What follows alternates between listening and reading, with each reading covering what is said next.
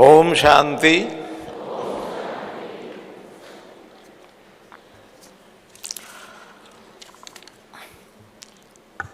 मेरे साथ पधारे हमारे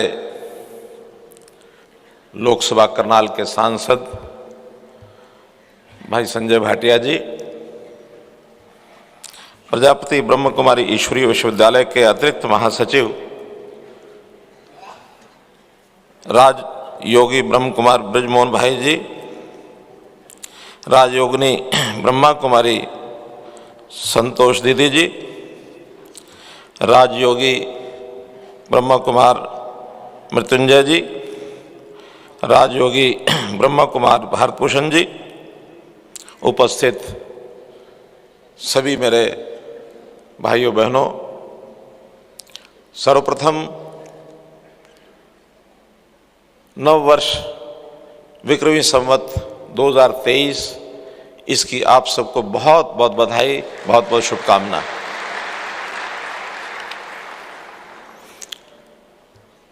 मैं अपने वायु वाहन के देरी से पहुंचने के कारण से 1 घंटा विलंब से आया हूं, इसके लिए भी क्षमा प्रार्थी। मेरे से पूर्व सभी हमारे मार्गदर्शक वक्ताओं ने बहुत कुछ कहा है।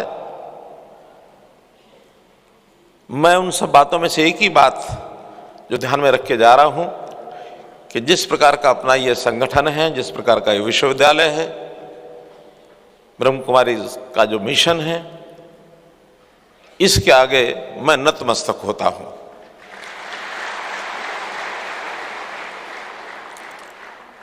क्योंकि हम सब जानते हैं कि हमारा जो ये सृष्टि है, इसमें जब से मनुष्य ने होश संभाला होगा, समाज की कल्पना की होगी, तो इस समाज में अच्छाई बुराई ये हमेशा साथ साथ ही रही होगी। दैवी शक्तियां, आसुरी शक्तियां दोनों ही लगातार चली होंगी और चलेंगी भी। सही, आज भी चल रही, आगे भी चलेंगी। लेकिन जो प्रबुद्धजन होते हैं, जिन्होंने अपनी महापुरुषों के नाते जो अपनी भूमिका निभाई है, वो हमेशा दैवी शक्तियों को किस प्रकार से आगे बढ़ाया जाए, उस विचार को कैसे श्रेष्ठ विचार के नाते से आगे बढ़ाया जाए, हमेशा ये प्रयत्न रहा है। जब कभी दैवी शक्तियों की रेखा लंबी हो गई तो लगा कि समाज के अंदर एक सुख का अनुभव ये करने लगे, लोगों ने उसको स्वर्ग का नाम दे दिया। और जब कभी आसुरी शक्तियां अपनी रेखा को लंबी कर लेती हैं तो समाज में पीड़ा, दुख ये पनपने लगता है, तो उसको नरक का नाम दे दिया गया। अब ये स्वर्ग है, नरक है, वास्तव में मैं मानता हूं ये सब यही है। अंतर केवल इतना है कि किस समय कौन सी शक्तियां प्रभावी हैं, कौन सी रेखा लंबी है। तो मुझे संतोष है इस बात का कि आप लोग एक लक्ष्य को लेकर के प्रजापति ब्रह्म कुमारी ईश्वरीय विश्वविद्यालय के माध्यम से, ये जो आध्यात्मिकता के माध्यम से एक रेखा को लंबा कर रहे हैं, यही वास्तव में हमको आगे चल करके, आज भी इसका सुख अनुभव सब करते हैं, लेकिन इसका प्रभाव बढ़े और इसका प्रभाव बड़ा हो तो निश्चित रूप से सुख की कल्पना हम ये कर सकते हैं कि समाज सुखी होगा और फिर से जिस स्वर्ग की हम कल्पना कर रहे हैं वो आने वाला है।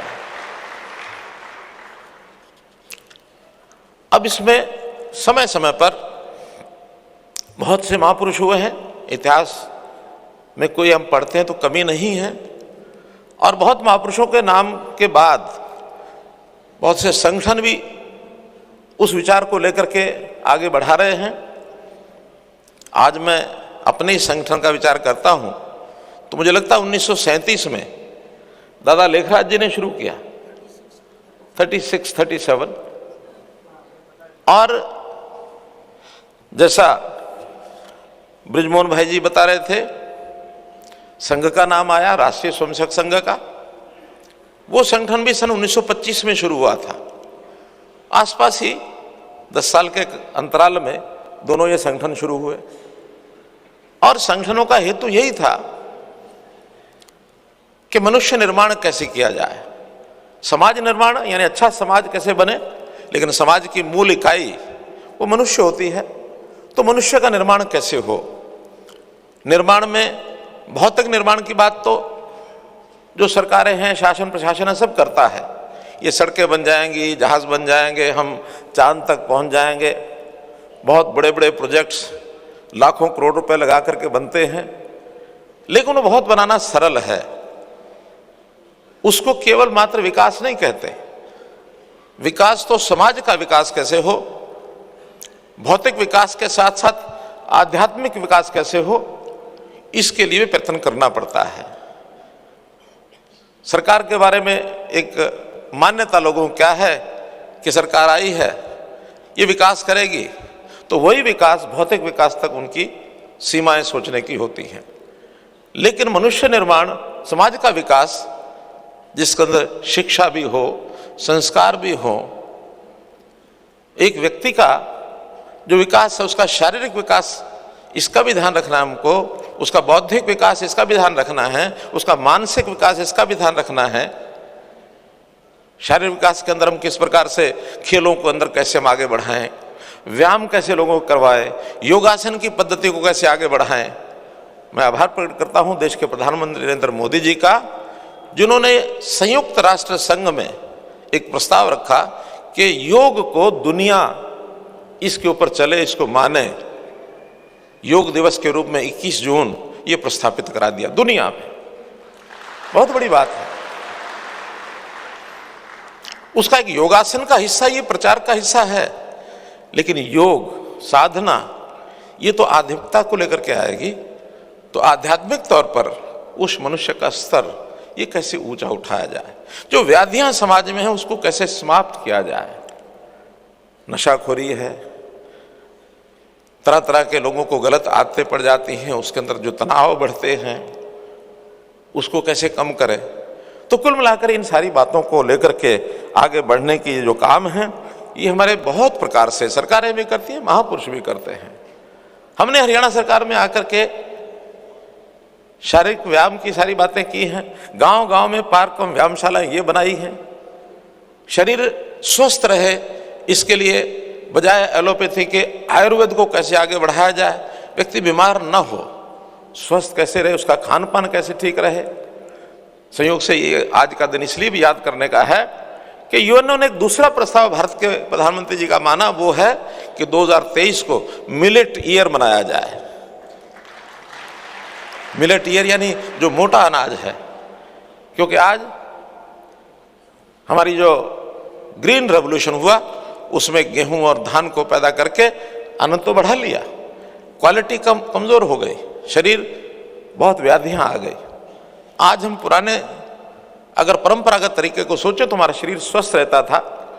और एक बात की बड़ी खुशी हुई मुझे कि हमारे सरकारी जो अधिकारी हैं, आईएएस एसोसिएशन ने कल 1 जनवरी को ये संकल्प लिया कि हम 1 जनवरी का जो पहला अपना अल्पाहार है, ब्रेकफास्ट है, वो मिलेट से शुरू करेंगे। और हरियाणा में कल सवेरे कार्यक्रम आईएएस एसोसिएशन ने किया कि हम कैसे इस बात को आगे बढ़ा सकते हैं। शरीर को स्वस्थ रखना, बुद्धि को इसका विकास कैसे हो, शिक्षा, और शिक्षा के साथ संस्कार।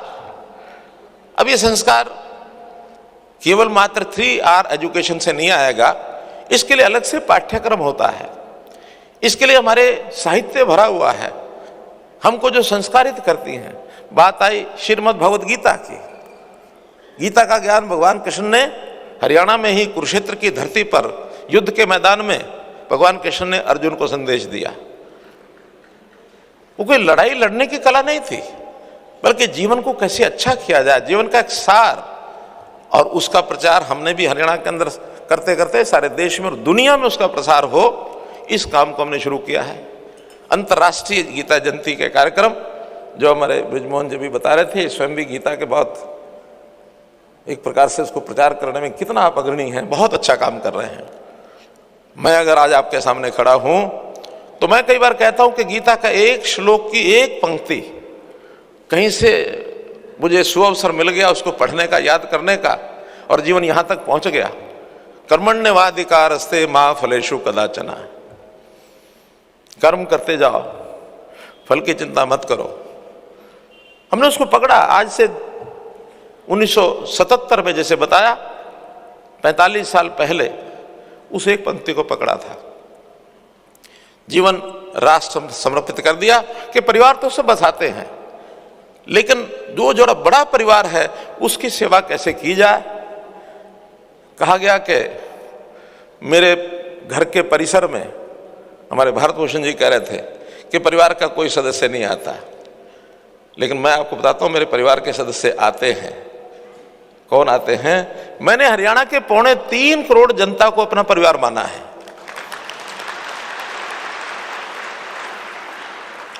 यहां भी जो वैसे तो विभिन्न प्रदेशों के सभी सदस्य वो परिवार ही है। हमने आध्यात्मिकता के आधार पर कहा है वसुधैव कुटुंबकम, पूरा विश्व एक परिवार है। लेकिन दायित्व के हिसाब से मेरा दायित्व यदि हरियाणा का है तो हरियाणा की जनता सारा मेरा परिवार है। आप सब मेरे परिवार के हिस्सेदार हैं। तो इस परिवार की सेवा कैसे करना, और इस परिवार के भी जो कि समाज में एक प्रचलन है, एक अलग अलग स्तर होते हैं, बुद्धि के नाते भी, अर्थ के नाते भी, सामाजिक स्तर भी। कोई निम्न स्तर है, कोई मध्यम स्तर है, कोई ऊंचा स्तर है। तो सबसे पहले समाज को यदि सुखी रखना है तो जो हमारा नीचे पीछे रह गया, पिछड़ गया कोई भी समाज का व्यक्ति या परिवार, उसको कैसे ऊपर उठाना। इसको अंत्योदय की भावना कहा है। पंडित दीनदयाल जी उपाध्याय ने कहा कि सुखी समाज की कल्पना आप तभी कर सकते हैं जब समाज का अंतिम व्यक्ति, पायदान पर खड़ा अंतिम व्यक्ति, उसको सहायता देकर के उसको अपने साथ आगे बढ़ाओ, मुख्य धारा में लाओ। इस काम को करने के लिए विभिन्न प्रकार की योजनाएं बना रहे हैं। अभी श्री बृजमोहन भाई जी ने जो योजनाएं बताई, मैं पूछ रहा था कि कहां से आपको पता लगा, कहने लगे मुझे तो बहुत कुछ पता है, बहुत थोड़ा मैंने बोला है। ये बात ठीक है। हमने पिछले 8 साल में व्यवस्था परिवर्तन के बहुत काम किए हैं और उन कामों को करते हुए बहुत सी कठिनाइयां भी आई हैं, लेकिन खुशी इस बात की है कि उस काम में कोई हरियाणा सरकार अकेले कर रही ऐसा नहीं है। बहुत से संगठन, जैसे आपका संगठन है, राष्ट्रीय स्वयंसेवक संघ है, और भी हरियाणा के अंदर आर्य समाज ये बहुत अच्छे काम करता है, उनकी भी अपनी परंपरा है। हम इन सबको साथ लेके चलते हैं, और सबको साथ लेके चलने के लिए एक भूमिका क्या बनाई है कि जितने संत महापुरुष हैं उनके विचारों को, उनको मान सम्मान देने के लिए हमने विशेष योजना बनाई है कि संत महापुरुषों की जयंतियां हम सरकारी तौर पर मनाएंगे, और हरियाणा में ऐसी सब जयंतियां हम जो है सरकारी तौर पर मनाते हैं। सब संतों के विचार एक जैसे हैं, भाषा वाक्य अलग हो सकता है, लेकिन मूल विचार वो एक ही है कि समाज को कैसे सुखी बनाया जाए, कैसे सुंदर बनाया जाए, कैसे उनका मन बुद्धि इसको कैसे उसको संस्कारित किया जाए। तो ऐसे सब कामों को करने के लिए आप सब लोगों को भी करते हुए कठिनाइयां बहुत आती होंगी। उन कठिनाइयों को झेलना पड़ेगा, अच्छी बात को लोगों तक पहुंचाना पड़ेगा, कुछ सावधानियां भी बरतनी पड़ेंगी। सावधानी के नाते से आप वैसे बहुत विद्वान हैं, बरतते ही हैं सावधानियां, ऐसे नहीं बरतते हैं, ऐसा नहीं करते होंगे, लेकिन आप एक के बाद दो, दो के बाद चार, चार के बाद 8 लोगों को जो प्रेरित करेंगे तो लोग आगे पहुंचेंगे। पहुंचेंगे तो बल के साथ पहुंचे, उत्साह के साथ पहुंचे, संकल्प के साथ पहुंचे। एक कहानी छोटी बताता हूं, उसमें से ध्यान में आता है सब व्यक्तियों को, आप लोगों को आगे बताने में काम आएगी। आपके लिए तो सामान्य होगी, बताने में काम आएगी। एक बार हमारे हरियाणा के भाषा में किसान के पास पशु जैसे पालता तो भैंस होती है, भैंस को एक बीमारी हो जाती, कभी कभी अफारा हो जाता है, गैस भर जाती है पेट में। एक किसान की भैंस को अफारा आ गया, डॉक्टर के पास गया कि मेरी भैंस को अफारा आया है, कोई इलाज। उन्होंने एक मोटी सी गोली दे दी कि ये जाकर के भैंस को खिला दो और भैंस का अफारा ठीक हो जाएगा। उनका इतनी मोटी गोली मैं भैंस को खिलाऊंगा कैसे? किसी आदमी को खाना आसान होता, भैंस को बड़ी मुश्किल से खाएगी, वो कैसे खिलाऊं?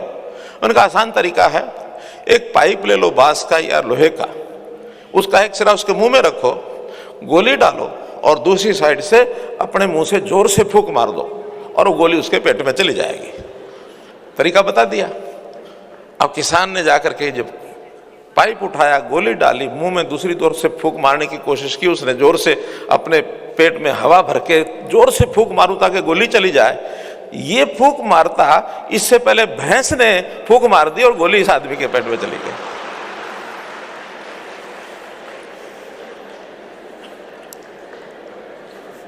अब हम किसी का इलाज करने चले हैं, कहीं ऐसा ना हो कि उसकी बुराई छुड़ाने के लिए चले थे, लेकिन हमारी ताकत नहीं थी इतनी कि उसको हम समझा सकें, और जो कुछ उसकी बुराई है कहीं हमारा कोई व्यक्ति लेकर के खुद आ जाए। इतना संकल्प चाहिए। बहुत व्यवधान आते हैं, कठिनाइयां आती हैं, चैलेंजेस आते हैं, तो हम लोगों को आगे बढ़ने के लिए प्रभु हमको प्रेरणा देता है। भगवान शिव के हम पुजारी हैं। हम सब लोग ताकत लेकर के आगे बढ़ें और ये जो पवित्र कार्य है इसको आगे करें। चिंता इस बात की करें, जिसको जरूरत ज्यादा है उसके पास पहले जाएं। ये चयन तो हम कर सकते हैं। हमारी गरीब बस्तियां हैं, ऐसी बस्तियां जो सामाजिक स्तर, उनका बौद्धिक स्तर उतना नहीं है, वो बेचारे गरीब हैं, उनको सोचने की फुर्सत ही नहीं है अच्छा क्या होता बुरा क्या होता है। वो तो अपने आनंद के लिए बुरा काम भी करते हैं, क्योंकि व्यक्ति जीता है आनंद के लिए। तो आनंद के लिए बुराई करता है, हम उसको बताएं कि इस बुराई में आनंद नहीं है, आनंद इस अच्छाई में है। मन की सोच बदलो, तब वो अपनी बुरी आदतें छोड़ेगा। कभी कभी बातें तो मन में बहुत हैं, लेकिन आज चूंकि एक अवसर मुझे मिला है आपके सामने आने का, मैं कोशिश तो ये करूंगा कि लगातार वर्ष में एक बार आपके साथ इस प्रकार से मिलना जरूर हो जाए।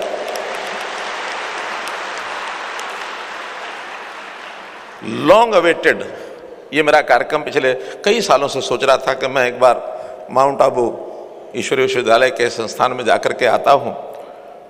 संयोग था, प्रभु की जैसे इच्छा थी, आज आपने बुलाया और वो संदेश पहुंचा।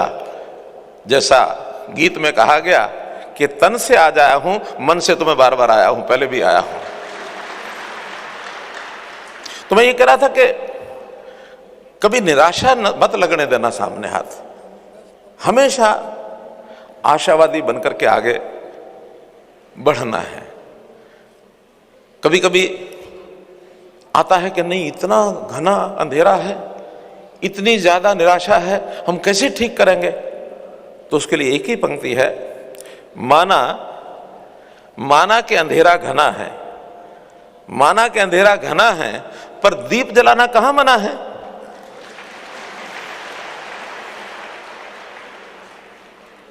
तो इस नाते से हम एक एक दीप जलाते जाए, आगे बढ़ते जाए। अपना इतना बड़ा ये आश्रम चलता है। मैंने भारतभूषण जी से पूछा, मैंने कहा इस आश्रम के लिए आप लोगों कोई करणीय अकरणीय, कोई परहेज, कोई और ऐसे हमारे जैसा व्यक्ति कोई आए, मन में कभी इच्छा हो जाए कि मैं कुछ सहयोग करके आऊं, तो कहने लगे हमारी कोई इच्छा नहीं रहती, लेकिन आप कुछ करेंगे तो हमारी ओर से मना भी नहीं है। बहुत सीधा रास्ता इन्होंने बता दिया। तो मैंने भी विचार किया कि आप लोगों के यहाँ कई आप प्रकल्प ऐसे बना रहे हैं, और जो आज जो जानकारी दी गई है मुझे, उसके अंदर एक दादी प्रकाशमणि पार्क ये यहाँ बनाया जा रहा है। आखिर स्वाभाविक है, जनता के सहयोग से बनता है। तो मेरे पास एक सरकारी डिस्क्रिप्शन कोटा होता है, 21 लाख रुपया उसके अंदर मैं अपनी ओर से योगदान करता हूँ। और फिर वही एक अपील और आह्वान करता हूँ कि चलो जलाएं दीप वहाँ जहाँ अभी भी अंधेरा है। धन्यवाद।